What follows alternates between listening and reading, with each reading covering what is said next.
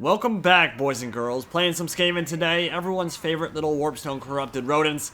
We're doing something a little bit different. A crazy build, truly befitting of the children of the Horned Rat. Combining the toxic miasma of the Plague Furnace, the deadly vapors of poison gas, the weeping blades of Clan Eshin, and the Frankenstein monsters of Clan Molder. Led by none other than the great survivalist himself, Tretch Craventail. A living, breathing meme who just will not die. Very useful trait in the Under Empire and in Total War Warhammer. Now this game gets pretty wild, especially near the end, so I definitely recommend sticking around. And for the dwarfs, the stunty dwarf things across the way, a long-beard shield wall anchored by a rune lord, astride his porta potty, too chunky to walk around to the bathroom, so those poor guys have to carry it around with them. Feels pretty bad. Grumbling guard, 2 organ guns for laying the pipe, the Peak Gate Guard, and a bunch of Slayers. So we've got 2 Rat Ogres, 3 Deathclaw Bombardiers, and 4 Death Runners functioning as our core, which makes things tough because they aren't a frontline unit in any way, shape, or form. Squishy as hell, but they do have that Weeping Blade passive, which automatically halves the armor of any unit they attack, which can be pretty handy versus the Dwarfs. Now my Bombardiers are moving up, and under the salvos of those opening organ gun fire, they're gonna pop like overripe tomatoes, and that will not be fun, and they're already almost down to half strength after that first volley. Organ guns can hurt them real bad, so we're going to have to try to shut them down as soon as possible. Summon some Clan Rats with the Plague Priest, who has the Plague Monk summon, the Clan Rat summon, and Pestilent Breath, which is going to be great for shutting down range units in the back lines. But my opponent hasn't brought any. He's only brought that artillery crew as range. The rest is melee. Pestilent Breath ripping through the flank of the Slayers and doing absolutely jack all. And the Skaven are going to try to completely overwhelm the left flank, swoop down from the hillside, and if possible, get into the backs of those Longbeards. Slayers meeting the ferocity of that charge, but with this much firepower over on their left flank, going to be very hard for those unbreakable, lowly armored troops to do well in that melee engagement. As the Deathclaw Bombardiers open up fire, and this is what they're made for. Breathe deep, let your lungs fill up with those noxious fumes. Not a fun way to go, but it will absolutely wreck that front line of the dwarfs, given some time to fire, and those purple globes making a nice impact early on as the Plague Priest on top of that Plague Furnace looks to get in and amongst the dwarf back lines.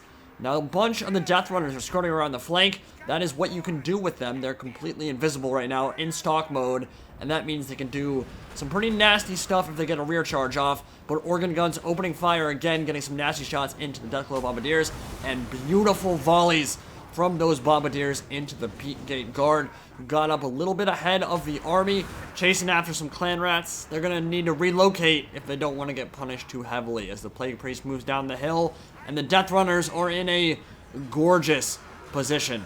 Got a nice charge into the Grumbling Guard from one side, tying them down, imbuing that Weeping Blade passive effect, lowering their armor by half, cutting their armor in half rather, as they get another rear charge in and completely surround them with armor-piercing attacks. Now the problem with the Death Runners though is that their stats are actually not very good, and they will melt to stuff like the Anvil of Doom and that Master Rune of Wrath and Ruin. So those combined with the buffs from the Rune Lord might make that fight harder than you'd expect after getting an engagement off that looked that pretty. But the Dawi over here, the Longbeards, are in a world of hurt, their lungs filling with poison as hell rains on them from above, and for some reason getting blown apart like they were struck by frag grenades, which is not how poison globes work, but I understand that's kind of how it has to function for the blood pack. It'd be kind of cool to see an animation where they like clutch at their neck or something. Nothing like that in the game. But you can see here, Grumbling Guard completely surrounded. It was literally a perfect engagement, and they're still in the fight because of that Rune Lord, who is helping them out tremendously in the back lines. These Longbeards got way ahead of the pack, and they're dying. They're dying horribly, but remember that Deathclaw Bombardiers have very finite ammunition. So for every volley that goes into the Longbeards, that's another volley that won't be going into the Peak Gate Guard or the Slayers or something else. So they're only going to have a limited amount of ammunition to use in this battle. And a lot of the Longbeards are still in very good shape as the Dragonback Slayers chase after some of the Clan Rats that were summoned. And looks like the Death Runners are actually on the back foot here. One of them routed, and the Rune Lord has tremendously helped them out there, for sure. More Clan Rat summons, and Tretch Craventail moving up with the support of some of those Rat Ogres. getting into melee. And yeah, he'll be able to do pretty well in sustained combat. Not rack up a whole lot of kills. Remember, Tretch is all about that survivability, not about his killing power. You just want to keep him alive and keep that leadership buff on your allies. Some of the Death Runners are rallying, coming back to the fight, and I love that running animation. It's so cool to watch them get into melee. Maybe get a rear charge off into something, and the back of the Slayers could be pretty dirty. And the Plague Furnace is really tough for the Dwarfs to deal with sometimes. You really want range units to take it down, but organ guns aren't great against single entities, and there are no Thunders or Quarrelers on the field. So that Plague Priest is going to have a field day as the Rat Ogres from Clan Molder charge forward. WWE RKO slam out of nowhere into the center of the Longbeard charge. And Death Runners coming forward as well as more Deathglow Bombardiers fire their nasty little poison globes into the thick of the fighting. But plenty of Dwarfs still alive, and they're now in the radius of the Rune Lord as more Longbeards move up on top of the hill and just keep entering the fire arc of those Grenadiers. And they're dying in droves. It is so tough for the Dwarfs up here. But even with all that going on, the Skaven don't necessarily have the Dwarfs where they want them, because the Rune Lord is built and bred for this kind of warfare. The long, drag-it-out fights, the longer this battle goes, the more he'll be able to cast Oath and Steel and those armor buffs, although not sure how much armor will help you against the armor-piercing Poison Wind currently smacking them in the face. But the Rune Lord is built for this, right? The Skaven aren't. Especially with the build that the Skaven have in this game, with the 4 Death Runners as the core, the infantry component, there's no staying power there whatsoever.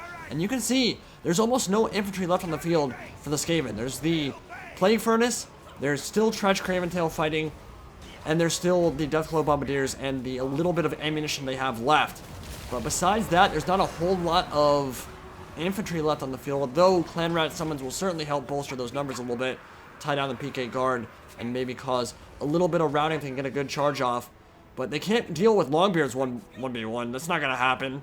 And it's an issue right now, because once those Deathglow Bombardiers run out of ammunition, what gives the Skaven the killing power and the holding power to stay in the fight? There's just not that much actual infantry left on the field. Death Runners have no sustain whatsoever, and most of them are dead and gone, either running for the hills or on the ground cut in half, bisected by powerful Dwarven axes. As the Grumbling Guard get a rear charge into the back of these Deathglow Bombardiers, we're not able to pull away in time, and they're gonna get punished pretty heavily for that.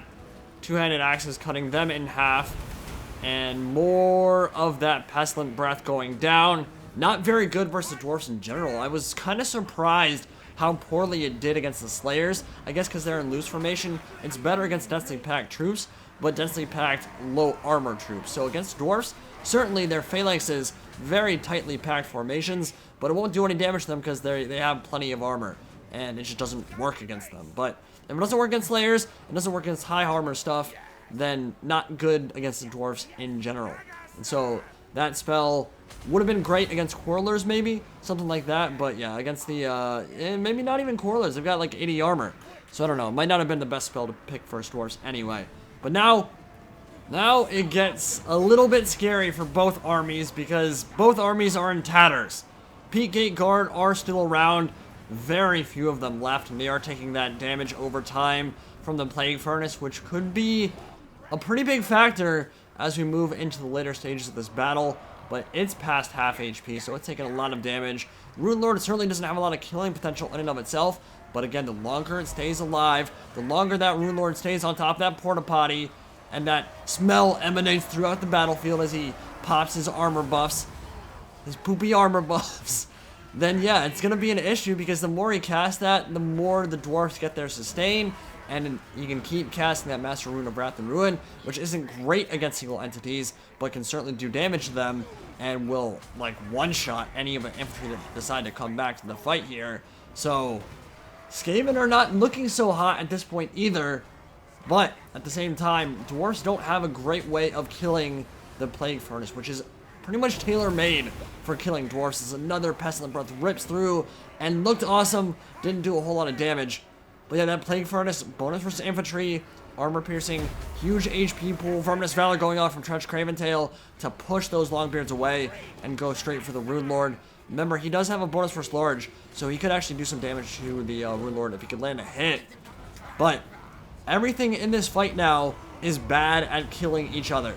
Skaven can't really kill Dwarfs right now because those plus 30 armor buffs are going off all the time. The damage resistance buffs are going off all the time. There will be a summon of Clan Rats here to skirt around the hammers and go straight for the organ gun crew. The crew came back to the fight and are trying to shoot in, but there's not much for them to shoot, honestly. Again, the organ gun's very bad for single entities. So no one can kill each other at this point. There are a few Slayers that might die to Clan Rats, though. Yeah, a couple of them getting their heads chopped off. And they will silence that gun crew. But there's so little left on the field, and it's all bad for us killing each other. Except for the Plague Furnace, who is actually going to be able to beat up on those Longbeards. And if those armor-sundering hammers do come back over and surround it, they could maybe bring it down here. Balance Bar shifted a little bit in the Skaven's favor, but to be honest, it's misleading at this point. Very misleading. Because if that Plague Furnace goes down, it's pretty much over for the Skaven, right? Like, Tretch Craventail isn't going to carry a battle by himself. Not with hammers and Longbeards on the field. Yeah, that Pestilent Breath kind of missed everything. Whiffed. And Tretch is at half HP. The Rune Lord's very close to dying, but so is the Plague Furnace. Verminous Valor going off again. Incredibly fun to watch that go off. I mean, it just sends every infantry unit in the game going flying 50 feet. If you want to go for a ride, stand next to Queek, stand next to Tretch, or stand next to that Plague Furnace. Look at those Dwarfs. Beautiful. I love it. Now, I'll be honest, the animation for the Plague Furnace and for the Screaming Bell is goofy. And for the Death Hag on the Altar of Cain, the Cauldron of Blood, like, it could be better. I don't know how you would animate it to make it actually look proper. But I know that some people have complained about it. I don't actually hate it as much as some other people. It does look goofy, but it's kind of like Warhammer goofy. Like, it makes no sense from a physics perspective whatsoever. But it's fun. I don't know. There's good and bad about it. It's still pretty entertaining, though, and that's ultimately what it's all about, right? But the Rune Lord comes back and splinters it into matchwood. That animation does need some work. I have mentioned that before. That one needs some work. It just kind of, there is no fall apart animation. It just kind of disappears into a blob on the ground. It looks goofy. Nice Verminous Valor there. And that's actually big because now we can attack the Rune Lord straight up. And with that bonus for large, maybe, just maybe, even though he has a really low melee attack value, and it's very hard to kill Rune Lords with how low that Rune Lord actually is, Tretch might be able to kill it. He is literally the only guy left on the field for the Skaven, surrounded by Longbeards and Hammerers, and the Lord for the Dwarfs. And they're routing, and he takes it down. And Tretch, surrounded by himself, isolated, the only Skaven left alive, kills them, and routs them from the field, starts chopping their heads off as they run away. And what is this? Tretch Craventail with the heroics. The late game heroics. The only rat man left on the field, period, straight up. And he is not done. There are Slayers. There are unbreakable Slayers on the field. And Tretch will have to finish them off in close quarters combat, charging forward now with the pitchfork and the spear, and chopping off his head with the first attack. That was so badass looking, dude. Oh my god. It was perfect. The animation lined up perfectly. Sliced right through his neck. Dwarf head goes flying. Another dwarf head goes flying. And he's got two more Slayers to deal with now. Can he do it? Can he finish off the Berserkers of Karak Kadrin? Another one goes down. And this will, well, I don't know. Is that a worthy death? If you're a Slayer, is dying to Tretch Craventail a truly worthy death? I feel like they want to die to like a armored troll or Shaggoth or a demon. I don't know if they want to die to the most cowardly lord in all Skavendom, but he doesn't have a choice. And he certainly wasn't cowardly this battle. Look at that. What a stand from Tretch Craventail. What a way to carry a battle there and finish it off. Put the nail in the final coffin for the Dwarf army. Really fun game. Could not have been closer. Literally one dude left on the field for the Skaven at the end of all of it. And it was our boy Tretch of all people. I'm telling you, this guy's a living meme, man. And he's a good lord choice for them too. Seriously. At that price point, that amount of survivability is just a very, very nice combination. But yeah, the Deathglow Bombardiers made a big impact on the game. Not a massive amount of kills actually, but got a lot of HP damage in on those Longbeards and on those Peak Gate Guard. Death Runners are not a frontline unit. I think that should be made very clear. They just don't have the survivability, the staying power. They're much better at flanking. You might want to have 2, maybe 3 in your army. Certainly not 4 or 5 or 6. I don't think. Not against Dwarfs. Even though they have that AP, it's just not. It's very hard to make that work for you. Plague Furnace, as expected, was godly. Pretty much knew that going in. Dwarfs do have some trouble dealing with that unless they go for Trollhammer torpedoes or a couple of cannons. Cannons can pick them off pretty nicely from range before they even get into close quarters combat where they really shine. But yeah, the Dwarfs got a ton of kills as well. I mean, Peak Gate Guard, 211 kills, Grumbling Guard, 113, Dragonback Slayers, 125.